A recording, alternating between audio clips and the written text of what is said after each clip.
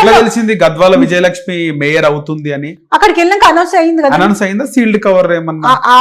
అది ఆ ప్రాసెస్ అయినాకనే నేను పేపర్ చూపించి బ్రేకింగ్ వచ్చింది. అప్పుడు బ్రేకింగ్ వచ్చింది, విజయారెడ్డి బయటకు వస్తే కూడా మళ్ళీ అందరు అన్నారు అదొక ఇదైతుంది అంటే సరే మనం కూడా ఇంకా చేసేది ఏం లేదు, అందరికి సపోర్ట్ చేయాలి. ముందుకెళ్ళాము. నా సర్వీస్ కూడా నేను డివిజన్ హాల్లోకి వెళ్ళినాను. ఈవెన్ డివిజన్ కార్యక్రమాలు కూడా చేసుకుంటూ వెళ్ళాను. నేను ఎప్పుడు కూడా డిప్యూటీ మేయర్ ఒకటేసారి అయిపోయినాయండి. నేను ఎప్పుడు కూడా అఫీషియల్ గా డివిజన్ కి పరిమితమైన కానీ నా అన్ని ప్రోగ్రామ్స్ కాన్స్టిట్యున్సీ లెవెల్లో నేను చేసుకుంటూ పోయేదాన్ని.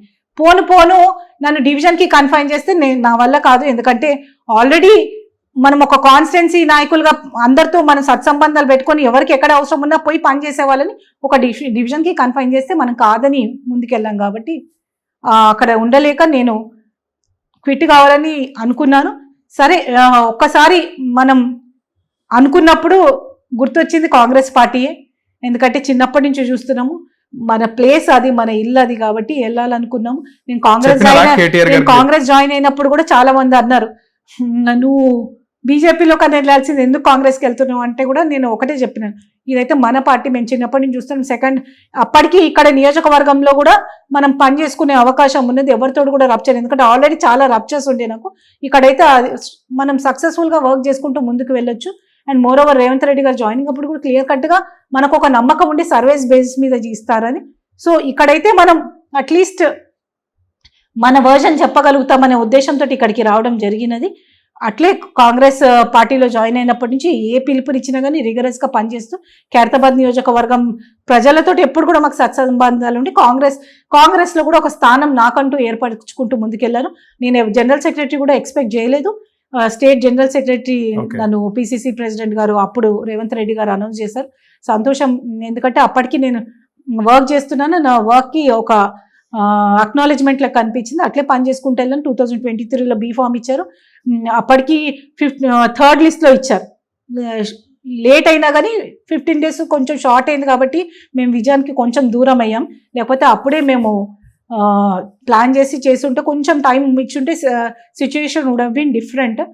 సో అట్లా మేము ప్రస్థానం చేసుకుంటూ ముందుకు వచ్చామండి. ఇప్పటికి కూడా ఖైరతాబాద్ నియోజక ప్రజలతోటి కాంగ్రెస్ పార్టీ నాయకురాలు లెక్క సత్సంబంధాలు మేము ఇప్పుడే కాదు ఎప్పుడు కూడా ఇట్లనే కంటిన్యూ అవుతామండి. కానీ ఇప్పుడు కూడా మళ్ళీ దానం నాగేందర్ మళ్ళీ అప్పుడు కూడా నేను బీఆర్ఎస్ లో ఉన్నప్పుడు కూడా నా మీద విజయారెడ్డి మీద పర్సనల్ గా అలిగేషన్ చేయడానికి ఏమీ లేదండి. ఒకటి ఏంటంటే అంటే వేరేళ్ళక మేము కరప్టెడ్ కాదు, ఎందులో వేరే ఇష్యూస్లో ఇన్వాల్వ్ కాము, మా పని మేము ప్రజలతోటి కమ్యూనికేషన్ తప్ప వేరేది దేంట్లో కూడా పోము. సో నా మీద అప్పుడు ఆ పార్టీలో ఉన్నప్పుడు కూడా ఒకటే నింద పెట్టింది, ఈ పార్టీలో కూడా ఒకటే నింద, పార్టీ మారుతుందని. అక్కడ ఉన్న రోజులు కూడా పార్టీ మారుతుందని కేటీఆర్ గారు నన్ను 2 సార్లు అడిగినా, నేను ఒకటే చెప్పిన, అలాంటి సిచ్యువేషన్స్ వస్తే బీజేపీలోకి వెళ్ళిపోతుంది ప్రచారం. అయితే నేను ఒకటే చెప్పిన, పోతే గీతే నేను కాంగ్రెస్ లోకి వెళ్తా కానీ బీజేపీకి వెళ్ళానని చెప్పిన ఆల్రెడీ కేటీఆర్ గారికి. నా విజన్ కూడా ఒకటే ఉండండి, ఎప్పటికైనా కాంగ్రెస్ పార్టీ మా నాన్నగారి మేము పుట్టినప్పటి నుంచి చూస్తున్న పార్టీ, కాంగ్రెస్ కుటుంబం, అందులోకి వెళ్ళాలని అవకాశం వచ్చింది. కాబట్టి నేను పుట్టేటప్పటికి మా నాన్నగారు ఎమ్మెల్యేగా ఉండండి, ఖైరతాబాద్ నియోజకవర్గం ఎమ్మెల్యేగా ఉండి కాంగ్రెస్ ఎమ్మెల్యే ఉండి ఆయన. సో నేను అదే అవకాశం అదే విధిగా పనిచేయాలనుకున్నాను. అవకాశం వచ్చింది, కాంగ్రెస్ లో జాయిన్ అయ్యాం. ఇంకా ముందుకు ఇట్లనే ముందుకెళ్తాం. కానీ అప్పుడు మీరు బీఆర్ఎస్ లోకి వెళ్ళినప్పుడు దానం నాగేందర్ బీఆర్ఎస్ లోకి వచ్చినాడు. ఇప్పుడు మీరు కాంగ్రెస్ లోకి వచ్చి పోటీ చేసినాక మళ్ళీ ఆయన కాంగ్రెస్ లోకి వచ్చిండు. ఏంది ఆయన అంటే మీరు ఎమ్మెల్యే అయిదామని ఒక దానికి అడ్డుపడుతున్నట్టు అనిపిస్తుందా? అది మీరు వాళ్ళని అడగాలి కానీ వాళ్ళ questions, Vishnu question, Nagender question నన్ను నేనే చెప్తా. ఇర్రెస్పెక్టివ్ ఆఫ్ నాగేందర్ గానీ, విష్ణు గానీ, ఇంకెవరన్నా కానీ వాళ్ళందరితోటి నాకు మనుషులు ముఖ్యం కాదండి, మనం గోల్ ముఖ్యం. నేను రాజకీయాల్లోకి వచ్చినాను పీజీఆర్ గారి అడుగుజాడలు ప్రజలకు అందుబాటులో ఉంటూ పనిచేయాలని. నాకు పదవులు వస్తే నేను ఇంకా మెరుగుగా పనిచేస్తా, పదవులకు రాకపోతే నాతో ఉన్న స్థాయిలో నేను పనిచేసుకుంటూ ముందుకెళ్తాను. ఖైరతాబాద్ మీరు కూడా ట్రై చేస్తున్నారు ఇప్పుడు టికెట్ కాంగ్రెస్ నుంచి? ఇంకా ఎలక్షన్లే రాలేదు, మనం ట్రై చేస్తున్నాం. ఇది అవాస్తవము. ఎలక్షన్స్ వచ్చినప్పుడు మాట్లాడదాం. ఎలక్షన్స్ వస్తే డెఫినెట్ గా ఖైరతాబాద్ నియోజకవర్గ నాయకురాలు లెక్క ఆల్రెడీ ఒకసారి కంటెస్టెడ్ గా నా ప్లస్ నా మైనస్ కూడా పార్టీకి తెలుసు కాబట్టి అవకాశం. 2 సార్లు మీరు పోటీ చేసినారు, మీకు ఖైరతాబాద్ నియోజకవర్గం బార్డర్లు కానీ ఎక్కడ సమస్యలు ఉంటే అన్ని కూడా క్లియర్ కట్ గా తెలుసు. ఈజీగా అయిపోతుండొచ్చు సార్ ఒకవేళ టికెట్ వస్తే కనుక. ఈసారి కాంగ్రెస్ పార్టీ నుంచి ఎవరికి బీఫామ్ వచ్చినా కాంగ్రెస్ పార్టీ గెలుస్తుందండి. ఎందుకంటే చూసినాం మేము, ప్రజల్లో ఒక నమ్మకం కుదురుతుంది. రేవంత్ రెడ్డి గారు తీసుకొచ్చిన పథకాలే ఎందుకు కాదు, నియోజకవర్గంలో ముందు నుంచి కాంగ్రెస్ ఇది ఉంది కాబట్టి 100% ఇక్కడ బీఫామ్, కాంగ్రెస్ బీఫామ్ ఎవరు తెచ్చుకున్నా కానీ ఎమ్మెల్యేగా గెలుస్తారండి. ముఖ్యంగా జూబ్లీస్ లో ఎట్లయితే విజయం సాధించినామో అట్లా 100% సాధిస్తామండి. ఇది ఈ ఖైరతాబాద్ నియోజకవర్గం ఒకటే కాదు, రాబోయే జిహెచ్ఎంసీ ఎలక్షన్స్ లో కూడా కాంగ్రెస్ పార్టీ గెలుస్తుంది. ఎందుకంటే ఇంతకు ముందు జంట నగరాల్లో కాంగ్రెస్ పార్టీ తప్ప వేరే పార్టీ లేకుండే, ఇప్పుడు అదే దిశగా నడుస్తున్నాం. జూబ్లీస్ నుంచి అది ఆరంభమైనది, ఇది కంటిన్యూ అవుతుంది మేము నమ్ముతా ఉన్నాం. జూబ్లీస్ లో బాగా డబ్బులు పంచినారు, రకరకాల గిఫ్ట్లు ఇచ్చారు, అందుకే గెలిచిరు అనేది కూడా జనాలు మాట్లాడుకున్న మాట. దాంతో పాటు మా కార్యకర్త నుంచి సీఎం వరకు కూడా వర్క్ చేసినాము. మా 2 పథకాలు కూడా ప్రజల్లోకి వెళ్ళినాయి. అన్ని కలుస్తేనే ఏదైనా విజయానికి సాధ్యమవుతుందండి. ఎవరి దగ్గర ఏ ఆయుధాలు ఉంటాయో, వేరే పార్టీ వాళ్ళు పైసలు ఖర్చు పెట్టలేదా, వేరే వాళ్ళు పని చేయలేదా? సో గెలుపుకి 10 రీజన్లు ఉంటాయి, ఓటమికి ఏ రీజన్ ఉండదు. సో అన్ని కలిసి వస్తేనే ఏదన్నా గెలుపు.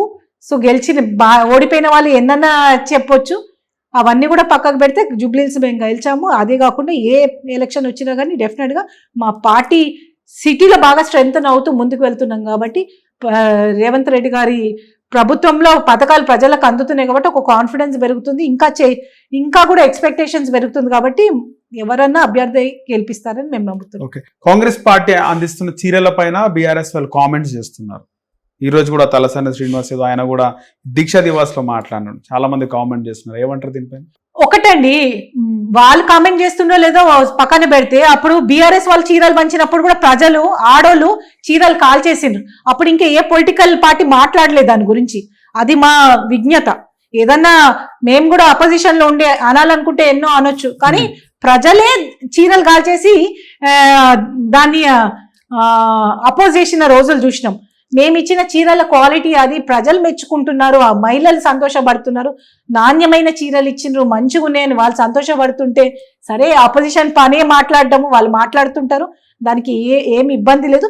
ప్రజలు హ్యాపీగా ఉండి ప్రజల మన్నన పొందేంత వరకు రేవంత్ రెడ్డి గారి ప్రభుత్వం, కాంగ్రెస్ ప్రభుత్వం పనిచేస్తుందని మేము నమ్ముతా ఉన్నాం. ఫైనల్ గా ఒకవేళ పీజీఆర్ గారు ముఖ్యమంత్రి అయి ఉంటే ఒక షర్మిల, ఒక కవిత, ఒక విజయరెడ్డి అయితుండేనా? షర్మిల వేరు, కవిత వేరు, విజయారెడ్డి వేరు. ఎవరి ఆలోచనలు, ఎవరు పనితీరు ఏదైనా కానీ మహిళలకు ఎక్కడ కూడా, ఇప్పుడు మీరు ఈ పేర్లు చెప్పారు, అదే జగన్మోహన్ రెడ్డి, కేటీఆర్, విష్ణువర్ధన్ రెడ్డి పేరు ఎందుకు చెప్పలే? ఒక చులకన భావన మానేసి మహిళల నాయకత్వాన్ని కూడా నమ్మాలా, యాక్సెప్ట్ చేయాలా, ముందుకు తీసుకొని వెళ్ళాలా.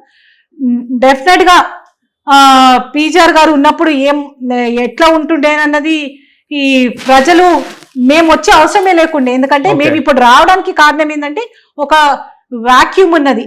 పీజీఆర్ గారు అందిస్తున్న సేవలు ప్రజలకు, ఆయన స్థానంలో ఇంతో అంతో మేము స్థాయంగా ఉండాలా, మాకు వాళ్ళ ప్రొటెక్షన్, మేము వాళ్ళకు ప్రొటెక్షన్ అనే విధంగానే మేము ముందుకెళ్తున్నాం. కాబట్టి పీజీఆర్ గారు ఉంటే ఇంకా సిచ్యువేషన్స్ మేము ఎప్పుడు కూడా రాజకీయాల్లో రాకపోతుండే కూడా 100%.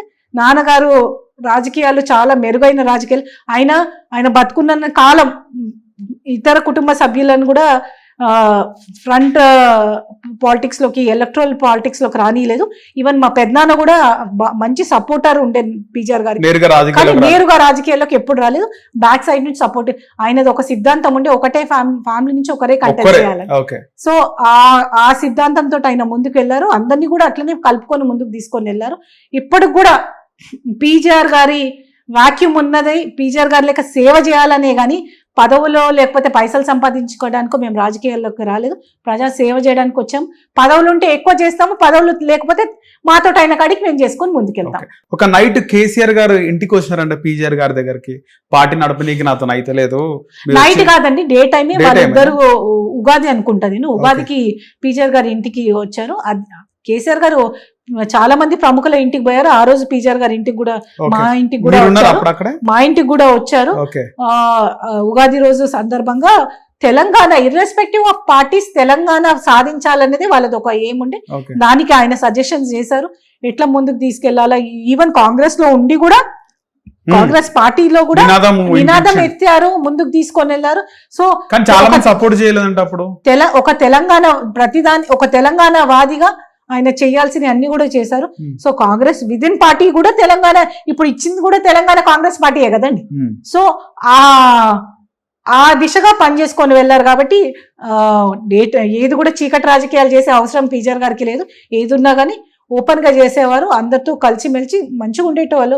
ఈవెన్ కేసీఆర్ గారే ఎందుకు కాదు, ఇతర పార్టీ ప్రముఖులు కూడా ఇంటికి వచ్చి వెళ్ళేవారు, అందరితో సత్సంబంధాలు కొనసాగించేవారు. హిట్ టీవీ యాప్, ఇందులో short news, live news, entertainment shows, movies, digital magazines తో పాటు మీ జిల్లా వార్తలను కూడా ఫ్రీగా చూడొచ్చు. ఇంకెందుకు ఆలస్యం, వెంటనే హిట్ టీవీ యాప్ ని డౌన్లోడ్ చేసుకుని ఫ్రీగా ఎంటర్టైన్మెంట్ పొందండి. Hit TV app. Hit TV app. Please download hit TV app. Hit TV యాప్ని ఫ్రీగా డౌన్లోడ్ చేసుకొని ఎంజాయ్ చేయండి. మీకు నచ్చిన ఎంటర్టైన్మెంట్ కోసం హిట్ టీవీ యాప్ ని ఫ్రీగా డౌన్లోడ్ చేసుకొని ఎంజాయ్ చేయండి. హిట్ టీవీ యాప్ని డౌన్లోడ్ చేసుకుని ఆస్వాదించండి, ఆశీర్వదించండి. ఇంతమంది సెలబ్రిటీలు హిట్ టీవీ యాప్ ని డౌన్లోడ్ చేసుకోండి అని చెప్తున్నారంటే ఎంత మంచి యాప్ ఆలోచించండి. అమెరికా అమెరికా అమెరికా అమెరికాలో చదవాలనుకునే వాళ్ళకి విశ్వసనీయమైన పేరు మన శౌర్య కన్సల్టెన్సీ. UK లో 1 year masters. UK లో 1 year masters. 2 years work permit up to 5 years visa. Contact Saurya Consultancy. Contact 89851 89851.